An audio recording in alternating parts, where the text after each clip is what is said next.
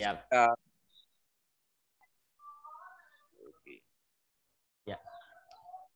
Assalamualaikum warahmatullahi wabarakatuh. Waalaikumsalam warahmatullahi wabarakatuh. Anak-anak semuanya, pada kesempatan ini saya ingin menyampaikan materi yang kedua, ya, teks eksplanasi, ya. Kemarin kita sudah menjelaskan teks prosedur. Sekarang kita ke materi yang selanjutnya, yaitu teks eksplanasi, ya. Ini.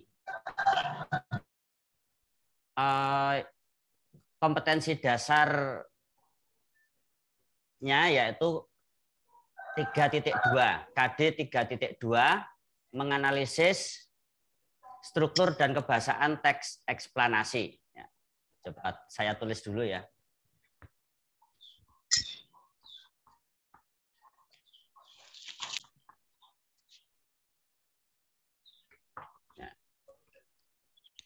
Nah, tulisannya nggak bisa dibaca, tetapi yang jelas sudah saya tulis. Nah, jadi KD 3.2 menganalisis struktur dan kebahasaan teks eksplanasi. Jadi materi pada masa pandemi COVID ini memang kita sederhanakan, dibuat sesederhana mungkin, ya. Gitu. Indikator yang kita sampaikan atau ingin kita kemukakan, yang pertama, menemukan gagasan umum, ya, dan fakta penting dalam teks eksplanasi. Jadi nanti indikatornya yang pertama,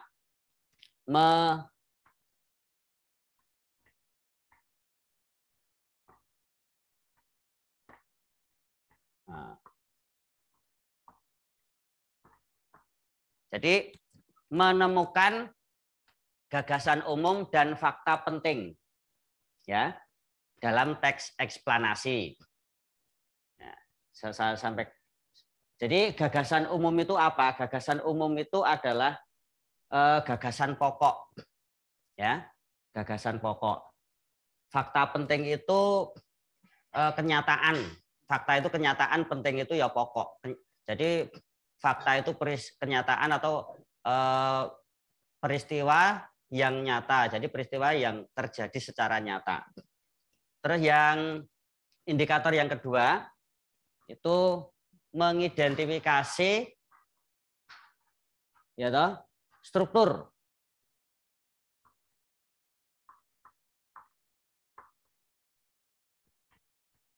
Ya, struktur, ya toh, teks.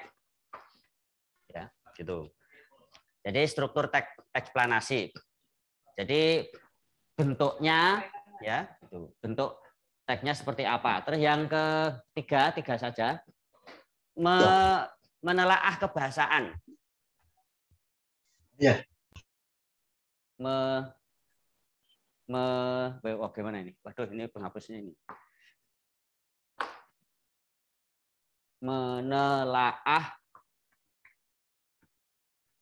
teks, ya, itu. Jadi indikator ini alat ukur yang bisa kita pakai, apakah kita nanti itu bisa mencapai materi itu, ya toh, ini alat ukurnya. Jadi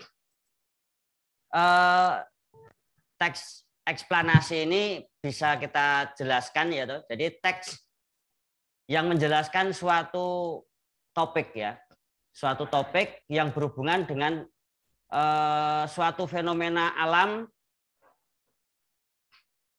Ya, fenomena itu kejadian, ya. Jadi fenomena alam dan fenomena sosial. Ya, jadi nanti di sini kita akan membahas atau menemukan gagasan umum, ya, dan fakta penting, mengidentifikasi struktur teks, menelaah kebahasaan teks. Nah, sekarang istilah teks eksplanasi ini bisa kita jelaskan sesuatu teks yang menjelaskan suatu topik yang berhubungan dengan fenomena alam dan fenomena sosial, ya. Nah, fenomena alam itu seperti gunung meletus, banjir, dan sebagainya. Jadi kejadian-kejadian karena memang itu kekuasaan Tuhan yang Maha Kuasa. Jadi manusia tidak mampu untuk menjangkau. Terus fenomena sosial. Fenomena sosial ini bisa seperti masalah kemiskinan, masalah kemacetan, ya, masalah kemacetan atau kenakalan remaja. Nah, ini permasalahan-permasalahan yang ada di sekitar kita. Sekarang bisa kita lihat contoh ya, contoh teks dulu. Jadi belajar bahasa ini memang bisa dimulai dari teks dulu supaya kita nanti lebih gampang ya. Jadi saya mempunyai contoh teks atau kutipan atau ini ya tidak lengkap cuplian ya. Pandemi COVID-19 ini saya ambil untuk contoh tema dengan kehidupan di sekitar kita yang sekarang masih terjadi ya. Jadi pandemi COVID-19. COVID-19 ini dulu dimulai sejak tanggal 23 April, sudah 1 tahun lebih, tetapi ini memang belum selesai dan kita belum tahu sampai kapan akan selesai. Yang jelas semuanya kita ikuti aja, mudah-mudahan nanti segera. Saya bacakan saja, nanti tolong disimak, didengarkan dengan baik. Jadi, setelah ini nanti saya bacakan, kita nanti akan memahami ya tentang struktur pada teks eksplanasi. Jadi COVID coronavirus ya toh 19 dimulai epidemi di Cina sebelum menyebar ke seluruh dunia dalam hitungan bulan dan menjadi pandemi. Jadi ini maka suatu penyakit dikategorikan sebagai pandemi apabila penyakit itu berkembang di beberapa wilayah setempat. Status virus corona yang telah berubah menjadi pandemi sehingga virus juga penyebaran virus corona ini semakin meluas dan menyebar di berbagai wilayah dunia. Dengan naiknya status virus corona menjadi pandemi, bisa melakukan penanganan ekstra. Jadi ini contoh teks eksplanasi. Jadi ini ya yang berhubungan dengan fenomena, ini bisa kita katakan fenomena sosial ya. Ini dibuat. Tetapi memang ini bisa sebagai fenomena alam lah. Memang bahasa itu mempunyai ciri arbitrer dan konvensional. Arbitrer itu ya terserah pemberi nama. Jadi kalau ini sudah dinamakan lain, nggak boleh memberi nama yang lain karena ini sudah arbitrer konvensional. Nah, terus bahasa itu juga mempunyai multi tempat itu ada 3 orang, maka di situ ada 3 bahasa yang mana melihat sesuatu yang benar dari sudut pandang yang berbeda. Orang dengan orang lain karena memang kacamatanya berbeda-beda. Maksudnya sama. Nah, sehingga yang namanya bahasa. Nah, oleh karena itu ini harus dipahami dulu, ya. Jadi, salah, si B salah. Nah, kalau itu dalam suatu pembelajaran, di dalam suatu kelas, maka Anda harus bisa memahami handle wilayah pembelajaran kalau di dalam kelas itu adalah guru. Nah, kalau kita misalnya naik anggotanya, jangan mengatur sesuai dengan keinginan penumpang. Ya, misalnya, Pak sana, wah, akhirnya sopirnya pusing. Nah ini kita nggak boleh, pokoknya mengikuti sopir. Nah, dalam kelas apa yang dijelaskan oleh guru. Berbeda pendapat boleh, menentang pendapat guru. Nah, bukan berarti saya itu membela diri ya, tetapi ini memang harus begitu ya. Saya hanya mengajarkan supaya hormat kepada guru atau dosen. Selama Anda masih belajar di dalam kelas itu, kecuali kalau Anda sudah menimbulkan suatu fenomena sosial ya, artinya permasalahan kejadian yang ini disebabkan oleh masalah sosial, kita hidup ini ya harus hormat kepada orang tua dan guru. Nah, jadi orang tua sehebat apapun anak ya harus baik pada sehebat apapun orang tua harus baik pada orang tuanya. Ini saling menghormati, gitu ya. Nah, kalau tidak ya, ini di dalam suatu kisah pewayangan ada contoh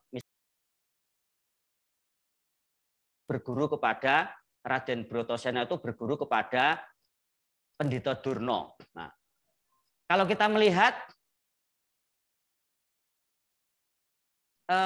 anak Prabu Bharatwaja, anak tunggal ya di negara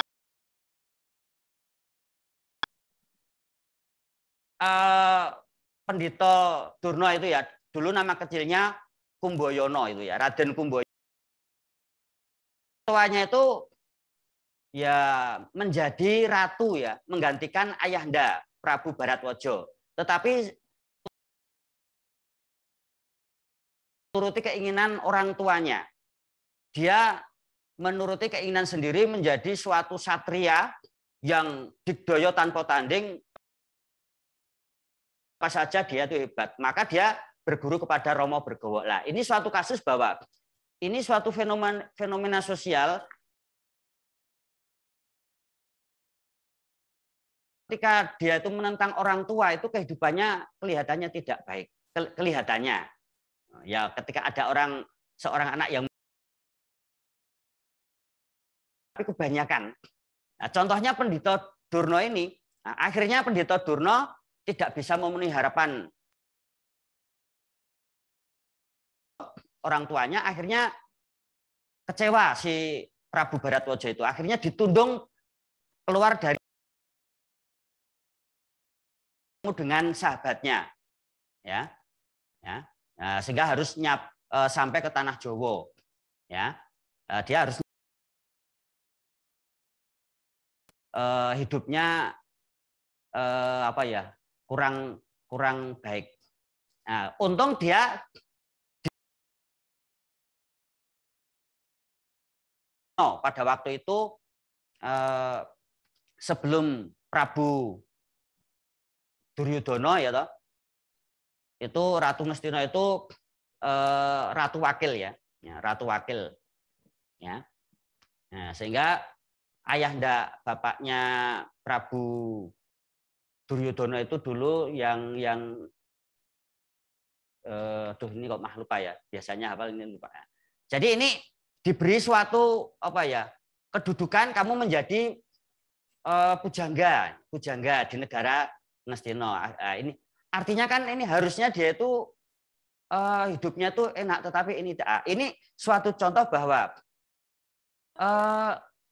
ini kejadian yang tidak sesungguhnya, tetapi dalam kehidupan di sekitar kita yang namanya seorang anak menentang kepada orang tua itu banyak tidak baiknya.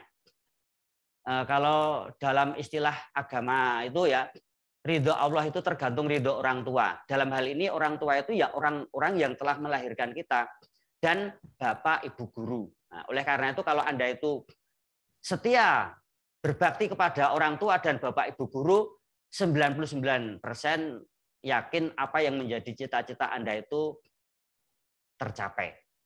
99,9%, saya yakin. Karena Tuhan Yang Maha Kuasa juga sudah ini ya, ridho Allah itu tergantung ridho orang tua ini.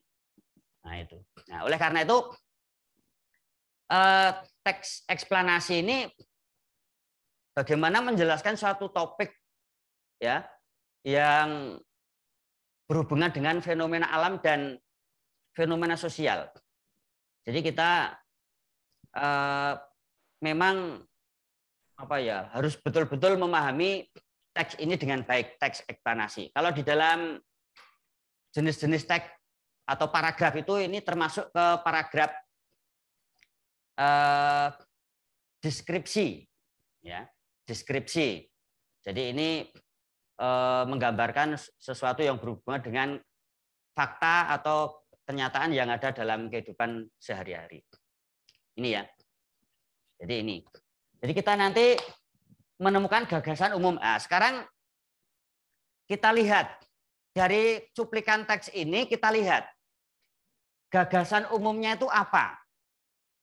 Ya, gagasan umum itu adalah gagasan pokok, ya, gagasan penting, ya, fakta penting, kejadian atau kenyataan yang terjadi yang itu penting. Nah, jadi ini dalam teks ini membahas COVID ini kalau kita lihat ini termasuk paragraf apa? Ya, tadi saya melihat kita nanti juga akan membahas tentang struktur ya, struktur. Tapi ini kalau kita membahas masalah gagasan umum ini kita harus memahami yang namanya paragraf deduktif dan induktif. Nah, kalau kita melihat ciri bahasa Indonesia itu 80% paragraf itu adalah deduktif. Deduktif itu artinya gagasan umum, gagasan pokok itu diletakkan di awal paragraf. Jadi kalau Anda itu melihat teks yang ada di buku misalnya ya, di buku. Nah, sudah pinjam bukunya ini belum? Ini bukunya terbalik atau enggak? Nah, ini kebanyakan teks bahasa Indonesia. Ini buku LKS yang sebenarnya boleh Anda pesan, tetapi ini kok belum kita sampaikan. Nah, jadi paragraf dalam bahasa Indonesia itu 80%. Kalau Anda membaca buku itu 80% itu deduktif. Jadi bagian pokok itu diletakkan di awal. Maka adanya contoh ini adalah contoh paragraf deduktif. Nah, sehingga kalimat pertama ini harus kita pahami. Kita pahami sehingga kalau sudah paham ini kalimat intinya itu apa? Kalimat penting.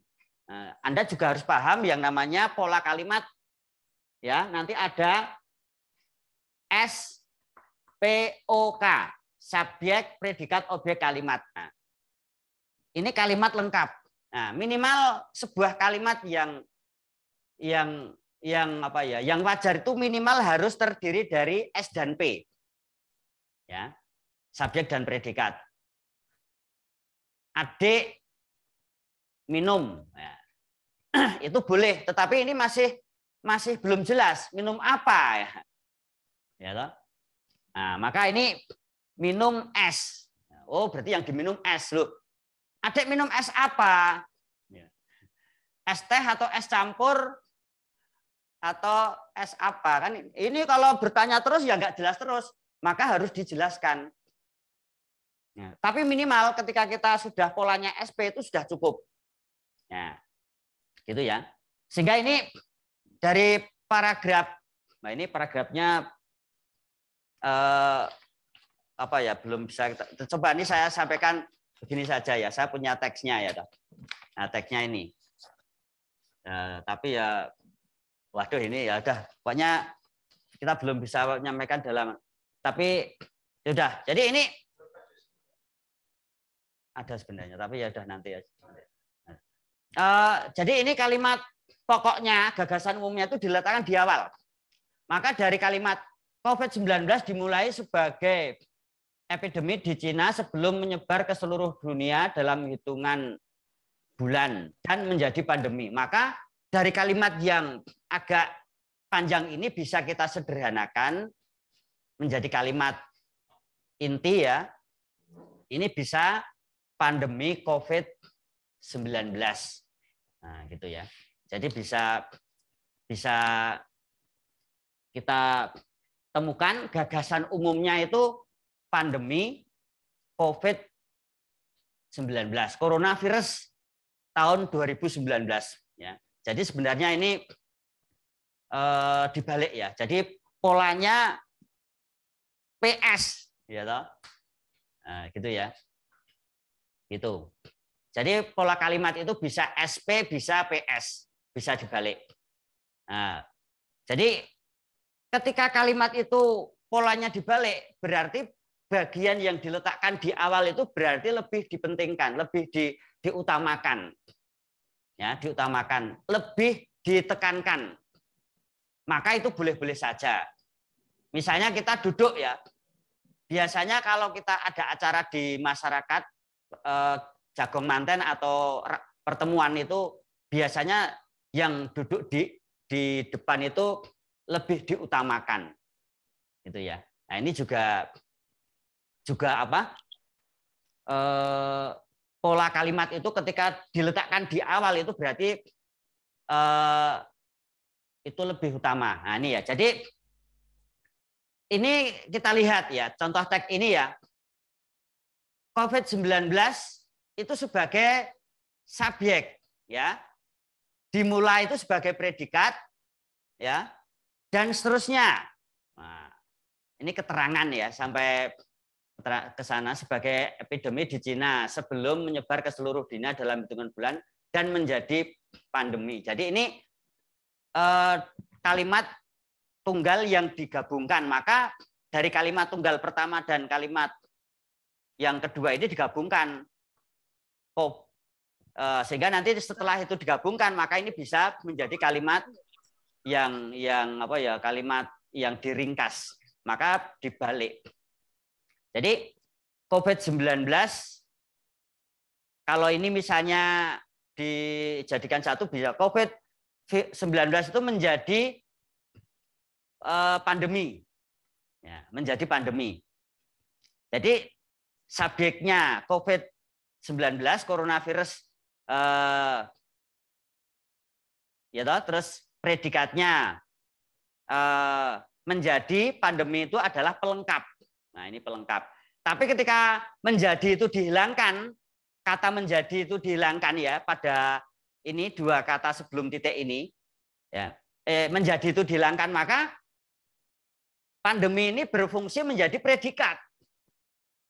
Ya. Nah, dan kalimatnya mungkin bisa dibalik karena lebih diutamakan, lebih ditekankan di sini pandeminya. Nah, sehingga di sini kita menemukan gagasan umum di dalam suatu teks bahwa teks ini membahas masalah teks eksplanasi bahwa coronavirus 19 ini sebagai pandemi yang dulunya sebagai epidemi terus menjadi pandemi ini adalah suatu kenyataan.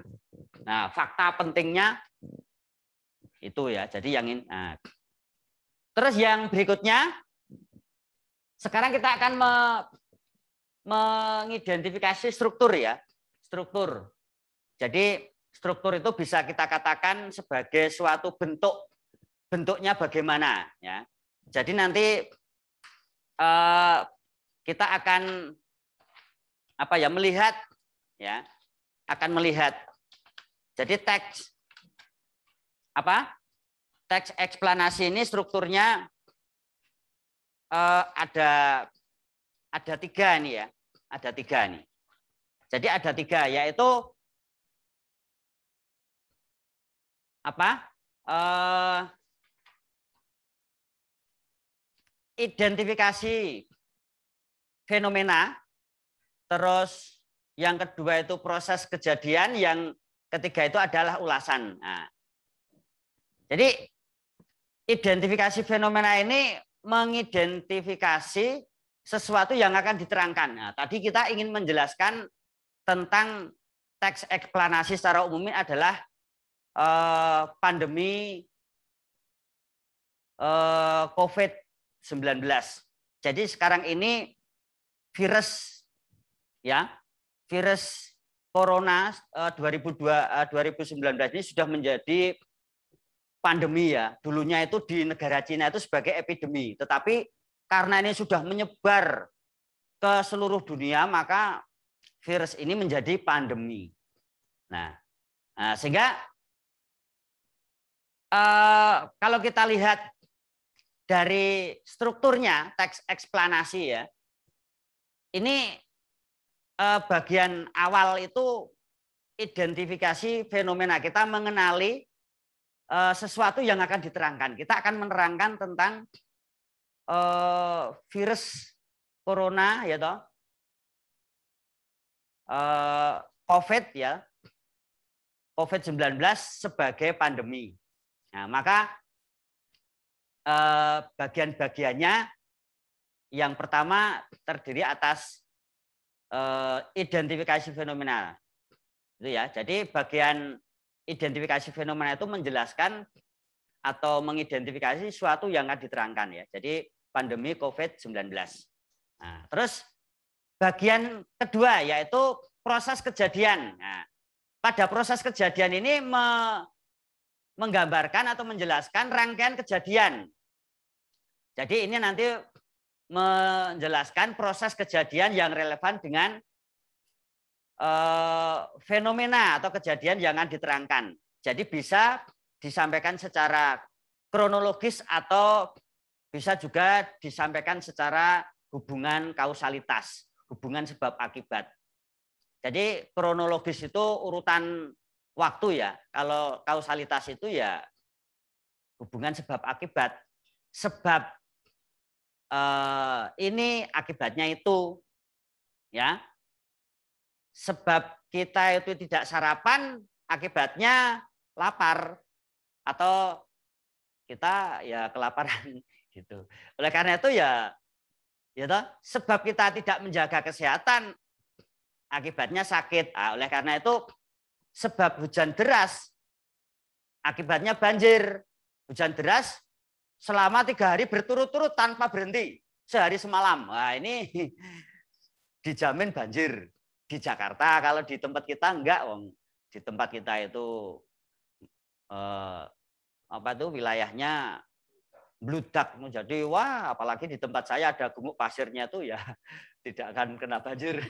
Tapi ya enggak boleh sombong, karena kalau sombong nanti Tuhan Yang Maha Kuasa murka, sehingga ya nanti bisa saja terjadi seperti putrane Nabi Nuh itu ya, sombong.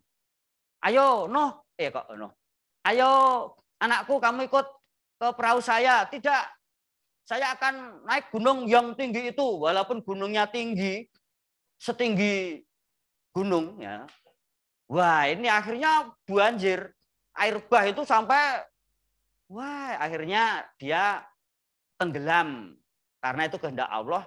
Maka ketika kita tuh naik perahu ya, walaupun banjirnya seperti apapun, karena naik perahunya besar ya tidak akan masalah. Oleh karena itu jangan ngeyel kalau dinasehati itu ya. Saya itu kemarin maaf ini tak beri contoh ya. Saya terharu dengan ini ya. Ini satu contoh fenomena sosial ya. Ada yang mengatakan ini siswa yang kreatif, tetapi sebenarnya saya ya bisa dikatakan membela juga tidak. Ya toh?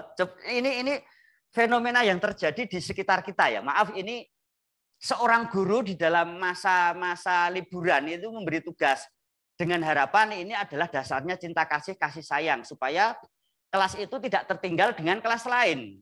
Tetapi karena ini siswa ini merasa bagaimana, akhirnya memberikan tanggapan atau pendapatnya dan disampaikan membalas pendapat guru gitu ya.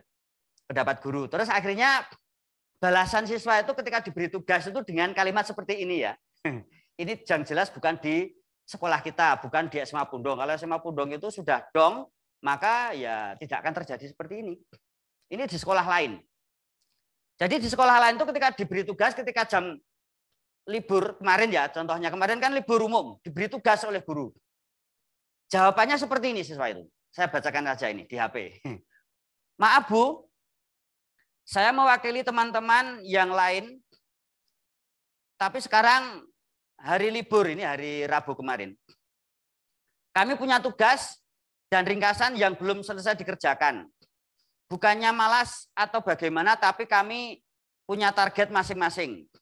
Kami tidak hanya belajar satu mapel, belum juga kalau disuruh bantu orang tua ke sana kemari, kalau boleh usul tugas tugas LKS-nya dikumpulkan minggu depan saja Bu, agar nanti malam atau setelah selesai mengerjakan PR yang mapel lain bisa langsung dikerjakan. Kami menghargai niat Ibu agar kami tidak tertinggal materi dengan kelas lain, gitu.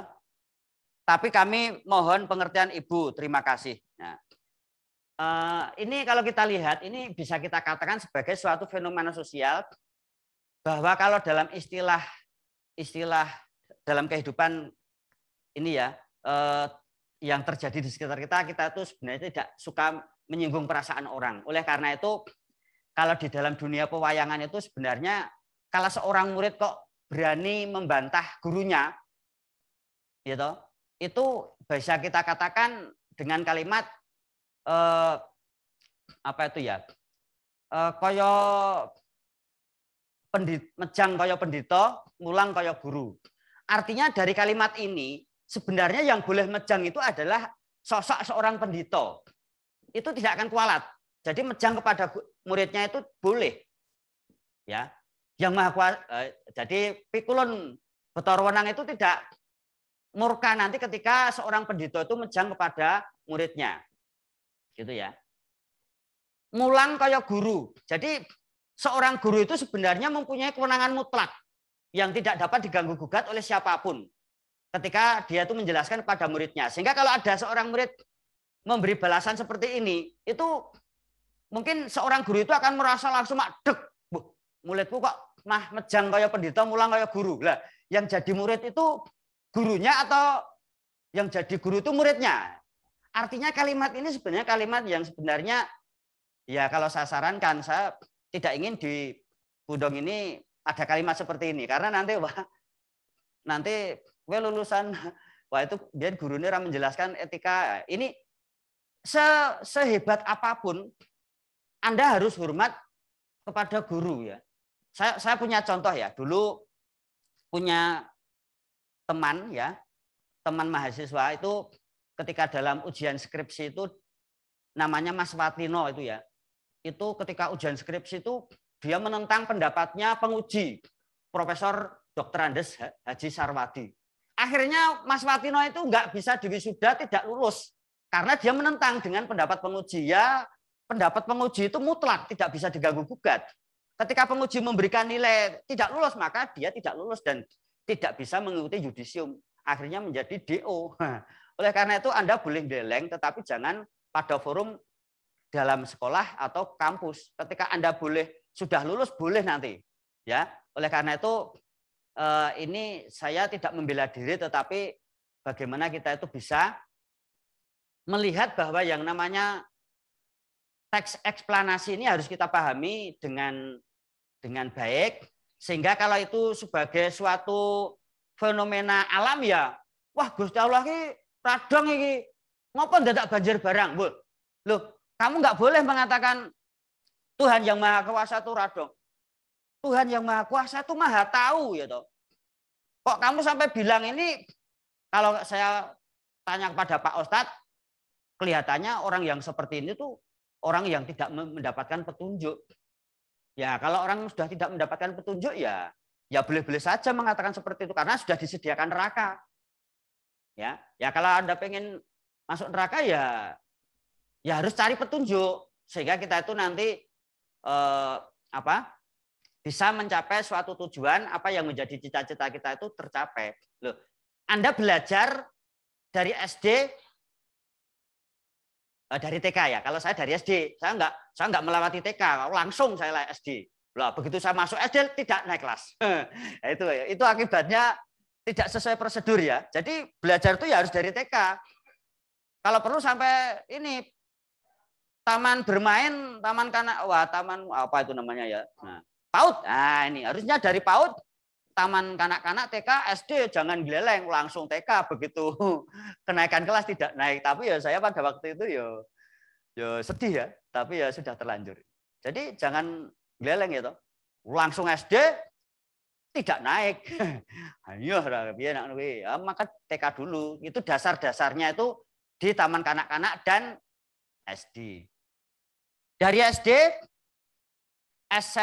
dari TK, SD, SMP, SMA, perguruan tinggi. Ini Anda harus tahu bagaimana petunjuk untuk mencapai cita-cita. Oleh karena itu yang namanya komunikasi dengan guru ini kehadirannya sangat penting. Ya, selama ini apakah Anda sering berkomunikasi dengan guru? Pak, tolong saya dibantu mencapai cita-cita. Loh, cita-citamu apa? Saya ingin menjadi pebisnis. Ya, pebisnis itu umum. Ya, pengusaha itu ya bolehlah.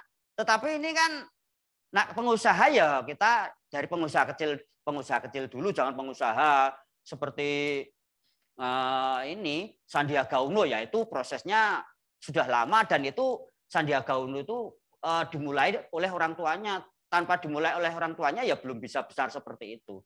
Tapi kita ketika ingin melakukan suatu tujuan mencapai cita-cita ya dari kecil. Dari usaha kecil ya. Misalnya memelihara ayam. 1 jadi 2 jadi 16 jadi 100. Wah, pengusaha ayam.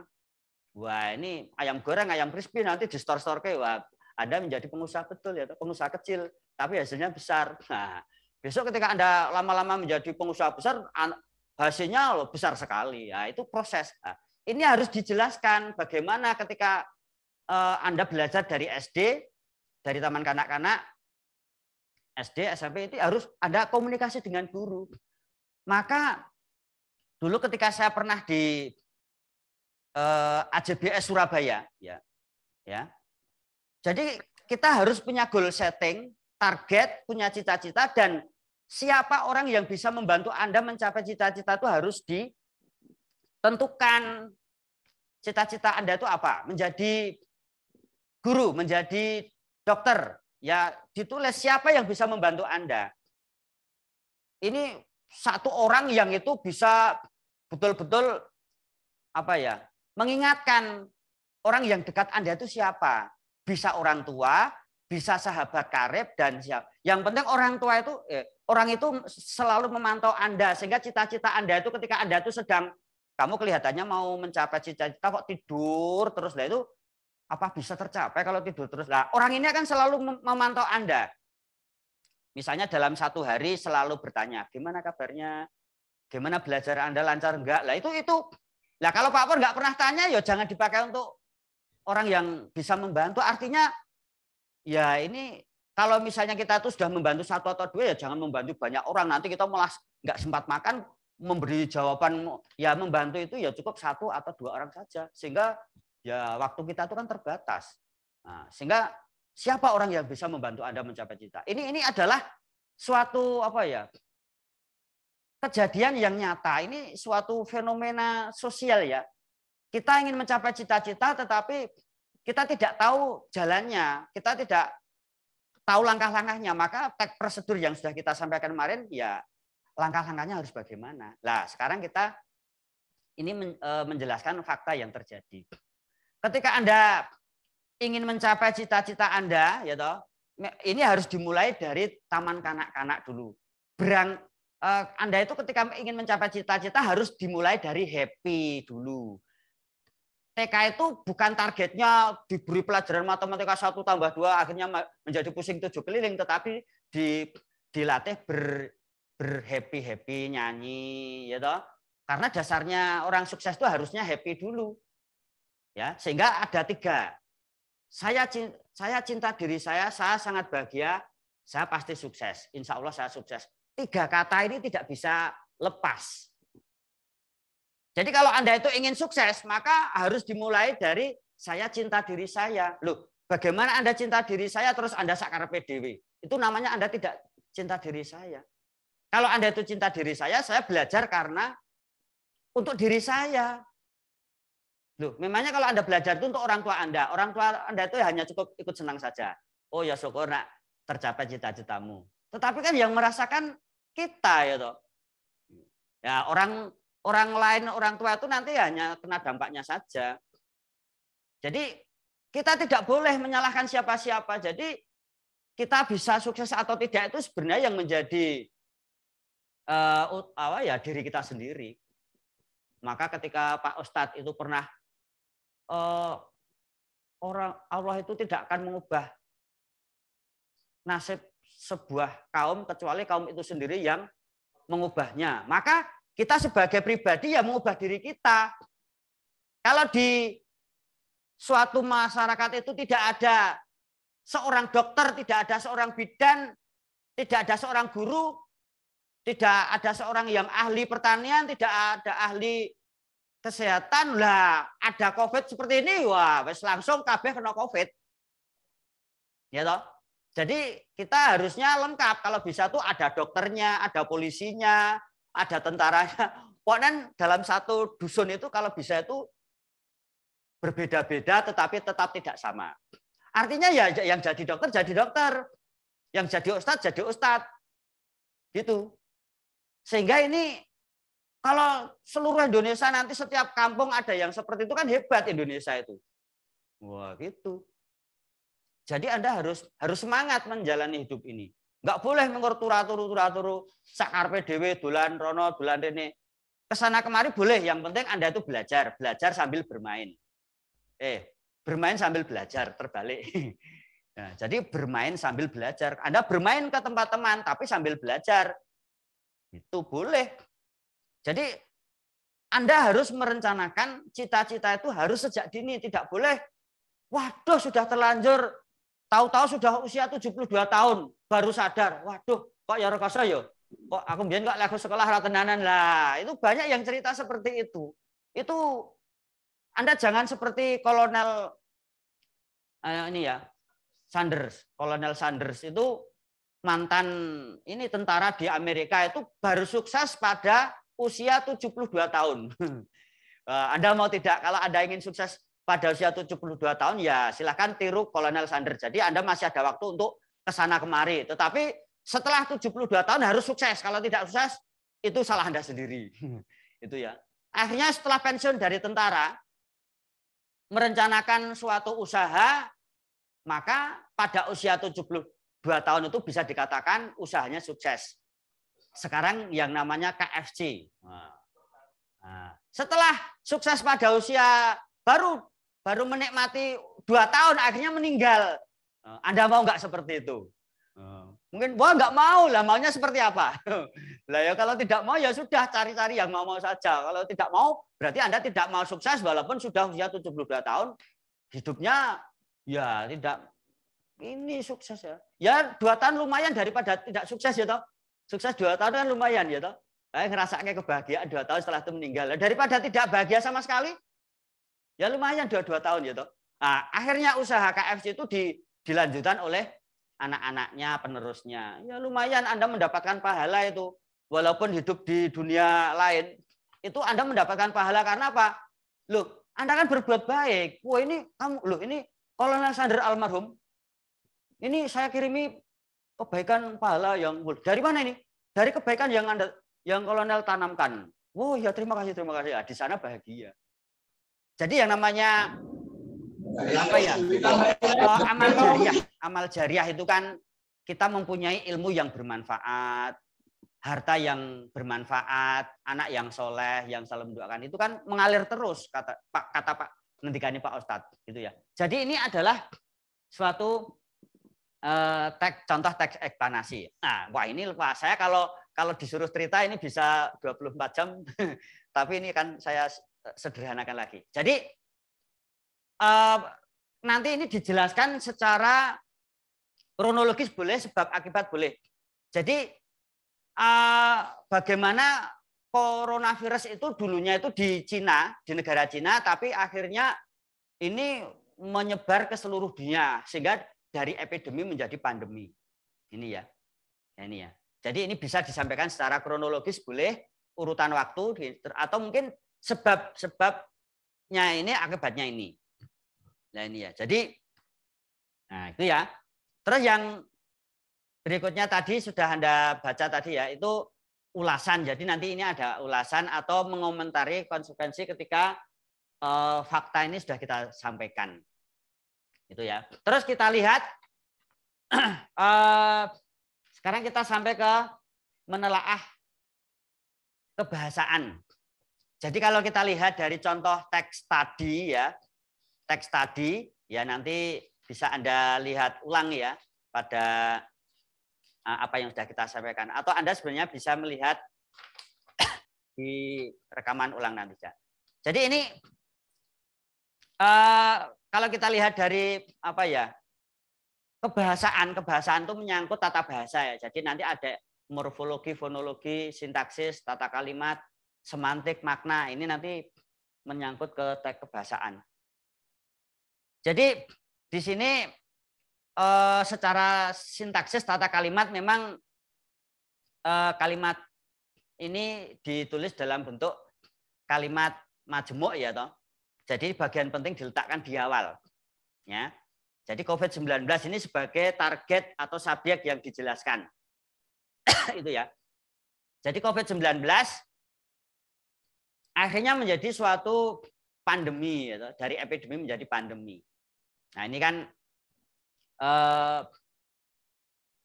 secara kebahasaan bisa kita jelaskan nanti kalimatnya bagaimana, terus tata bahasanya. Jadi masalah nanti kalimat dalam teks ini polanya mau SPOK terus nanti menjadi SPO terus menjadi SP menjadi PS. Nah, ini subjek predikat objek kalimat keterangan gitu ya. Jadi nanti kalau kita menjelaskan SPOK saya yakin Anda sudah jelas. Jadi boleh, yang penting bisa dipahami. Jadi ketika kita itu belajar bahasa itu, pemahaman bahasa itu bisa dipahami lewat makna tersirat dan tersurat. Jadi kalau dalam tersuratnya itu salah, selama makna tersiratnya itu bisa dipahami, maka walaupun tulisannya salah, maka itu tidak salah. Karena bahasa itu bisa dipahami juga lewat makna selain tersurat juga tersirat. Yang bagus itu memang secara tertulis itu betul, maksudnya juga betul, itu memang ideal. Tetapi boleh juga tulisannya salah, maksudnya betul, maka ini boleh. Tetapi kalau dibalik, tulisannya kalau misalnya maknanya salah, tulisannya betul, itu juga boleh ya. Itu seperti dulu ketika bagaimana Babat Alas Wonomarto itu dulu ya. Jadi di sini Kurawa itu ya, itu memberikan bukti-bukti itu kalau hanya dilihat secara tersurat itu adalah bukti yang betul. Tetapi sebenarnya di balik itu adalah sebuah kepalsuan. Ya. Jadi bukti itu adalah bukti yang salah. Itu bukan dari kerongkok atau tulang belulangnya Pendowo yang telah dibakar, tetapi itu adalah sebenarnya tulang-tulang belulangnya Puruncono dan anak-anaknya, dan itu sebagai bukti bahwa Pendowo itu sudah mati ya dalam Balai Sigolo-golo. Nah, itu Patih Sengkuni dan Patih Sengkuni itu ngapusi ya, ngapusi kepada Prabu Destoroto. Maka ini akhirnya ya salah. Gitu ya, salah. Nah, gitu ya. Mungkin secara kebahasaan ini nanti teks eksplanasi ini bisa kita pahami dari tata bahasa, kalimat, ya toh, sintaksis, semantik, makna, terus fonologi bunyi. Jadi pelafalan pengucapan harus jelas, gitu ya. Nah, mungkin itu dulu yang bisa kita sampaikan. Nanti kita lanjutkan di lain waktu. Ya, gitu. Saya akhiri. apa yang saya sampaikan ini mungkin sebagai tahap awal ya. Ini untuk memulai. Kalau kita tidak memulai maka kita tidak akan berkembang. Maka mulailah walaupun itu sederhana dan belum sempurna. Nah, gitu. Nanti pertemuan selanjutnya akan kita evaluasi, kita siapkan yang lebih baik, kita buat yang lebih baik.